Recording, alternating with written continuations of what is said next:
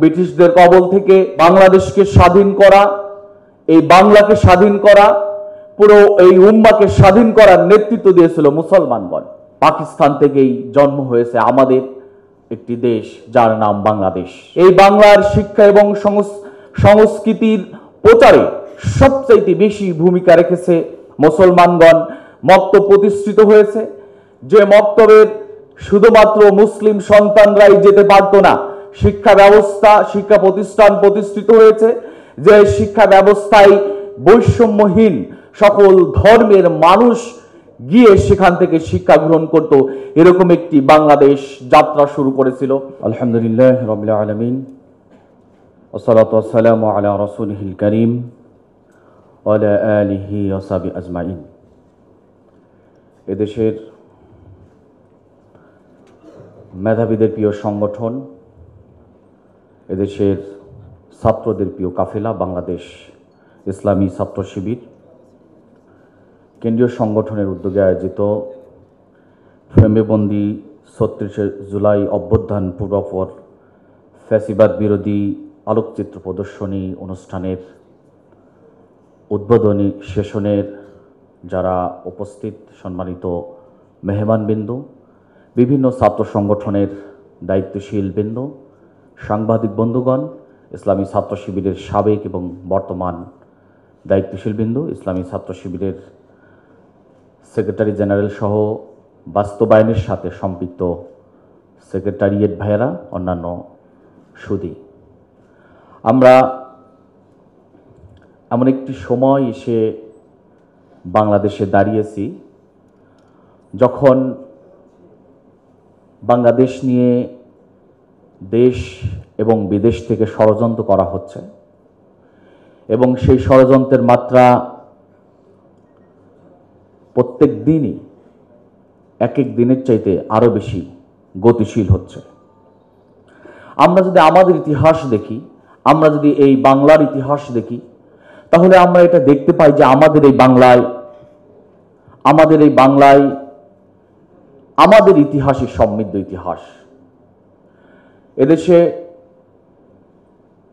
আরব বণিকদের মাধ্যমে ইসলাম এসেছে এবং সেই ইসলামকে এই দেশের জনতা, এদেশের মানুষ খুব সহজেই গ্রহণ করেছে এবং ইসলামের সাথে সম্পৃক্ত সভ্যতা সংস্কৃতিকে খুব সহজেই এদেশের মানুষ, জনগণ গ্রহণ করেছে।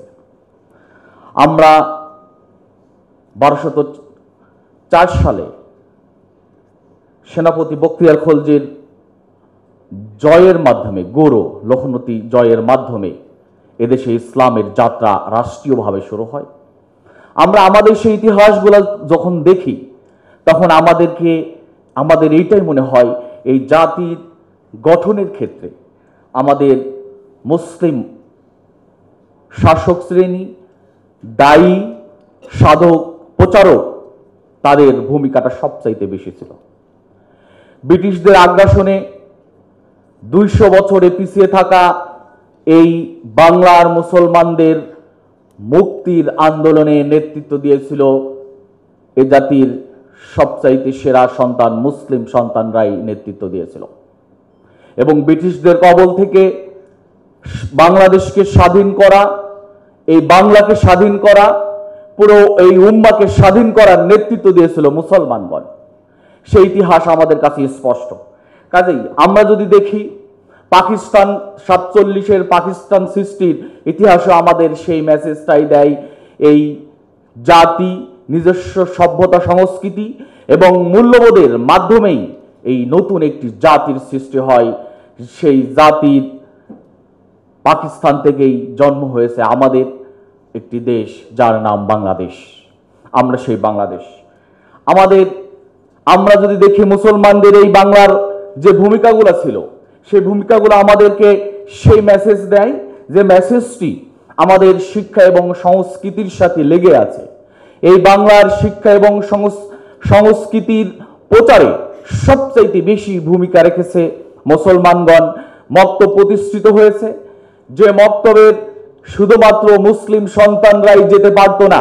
শিক্ষা ব্যবস্থা, শিক্ষা প্রতিষ্ঠান প্রতিষ্ঠিত হয়েছে, যে শিক্ষা ব্যবস্থায় বৈষম্যহীন সকল ধর্মের মানুষ গিয়ে সেখান থেকে শিক্ষা গ্রহণ করত, এরকম একটি বাংলাদেশ যাত্রা শুরু করেছিল। আমরা যদি দেখি আমাদের স্থাপত্য শিল্প, আমরা যদি দেখি শিক্ষা এবং জ্ঞান চর্চার ক্ষেত্রে বিভিন্ন গুরুত্বপূর্ণ প্রতিষ্ঠান, বাংলাদেশে যে প্রতিষ্ঠানগুলো তৈরি হয়েছিল, আমরা যদি বলি বিভিন্ন জায়গায় মাদ্রাসা শিক্ষা ব্যবস্থা সম্প্রসারণে, মাদ্রাসা পাঠশালা, আরবি ফার্সি সাহিত্যের চর্চার জন্য যে প্রতিষ্ঠানগুলো তৈরি হয়েছিল, সেই সকল প্রতিষ্ঠান মুসলমানদের হাতে গড়া প্রতিষ্ঠান ছিল এবং সেখানে কোনো বৈষম্য ছিল না। সেখানে সকল দল বল ধর্ম চিন্তা চেতনা নির্বিশেষে মানুষরা সেখান থেকে জ্ঞান অর্জন করতেন, সভ্যতা সংস্কৃতি চর্চা করত।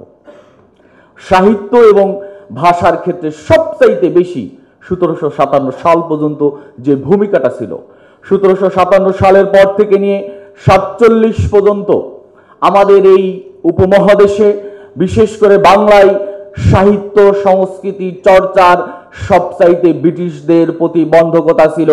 এর পিছনে একটি আধিপত্যবাদী শক্তি কাজ করেছে, যারা এখনো আমাদের স্বাধীনতা সার্বভৌমত্বের প্রতি হস্তক্ষেপের নীল নকশা করেই যাচ্ছে, আমরা দেখতে পাচ্ছি। প্রিয় উপস্থিতি, আমরা যদি দেখি 47, 52, 71 এই সব কিছুতেই সবচাইতে বেশি ভূমিকা রেখেছে এদেশের মুসলিমরা, এদেশের জনগণ, বিশেষ করে মুসলমানগণ, তাদের ভূমিকা ছিল সবচাইতে বেশি। আসুন আমরা আমাদের সেই ইতিহাস, আমাদের সেই ত্যাগ, আমাদের পূর্বপুরুষরা যে নজির স্থাপন করে গেছে, আমরা সেটাকে নিজেদের ভিতরে ধারণ করি। আসুন আমরা যদি বলি স্বাধীনতা পরবর্তী 1971 সাল এবং 24-এর আগের ঘটনাগুলো যদি একটু দেখি, তাহলে আমরা দেখতে পাই যে বাংলাদেশ সৃষ্টি হওয়ার পরেই সর্বপ্রথম শেখ মুজিবুর রহমান বাকশাল প্রতিষ্ঠার মধ্য দিয়ে এই জাতির কণ্ঠস্বরকে রুদ্ধ করেছিল এবং জাতির অগ্রযাত্রাকে তারা নষ্ট করেছিল। আমরা যদি দেখি এরপরে স্বৈরাচারের উৎপত্তি হয়েছে, স্বৈরাচারের কবলে জাতিকে নিষ্পেষিত হতে হয়েছে, স্বৈরাচার একটি জাতিকে ভিন্ন দিকে নিয়ে যাওয়ার ষড়যন্ত্র করেছে। এরপর আমরা যদি দেখি সর্বশেষে যদি 2009 থেকে এখন অবধি পর্যন্ত যদি আমরা দেখি, তাহলে দেখতে পাই 2009 সাল থেকে শুরু করে আমরা আমাদের দৃষ্টিতে প্রথমেই দেখি পিলখানা হত্যার মধ্য দিয়ে এদেশের দেশপ্রেমিক সেনা কর্মকর্তাদেরকে হত্যা করা হয়েছে। ইতিহাসের সাক্ষী 36 ঘন্টার ব্যবধানে এদেশের 54 জন সেনা ঊর্ধ্ব কর্মকর্তা সহ বিভিন্ন পর্যায়ের 74 জন কর্মকর্তাকে 36 ঘন্টার ব্যবধানে হত্যা করা হয়েছে। যুদ্ধের ক্ষেত্রেও এরকম কোন দেশের নজির রাখতে পারেনি, যেটা স্বৈরাচার হাসিনা এবং তার দোসররা এবং আধিপত্যবাদী শক্তির অনুকূলে আমাদের সেই দেশপ্রেমিক সৈন্যদেরকে তারা হত্যা করেছে। আসুন আমরা সেই বৈষম্যহীন দাসত্বের করাল থেকে নিজেদের এই জাতিকে মুক্ত করার জন্য নতুন এক বাংলাদেশ গড়ার স্বপ্ন নিয়ে কাজ করি। আল্লাহ যেন আমাদের সেই সুযোগ দান করেন।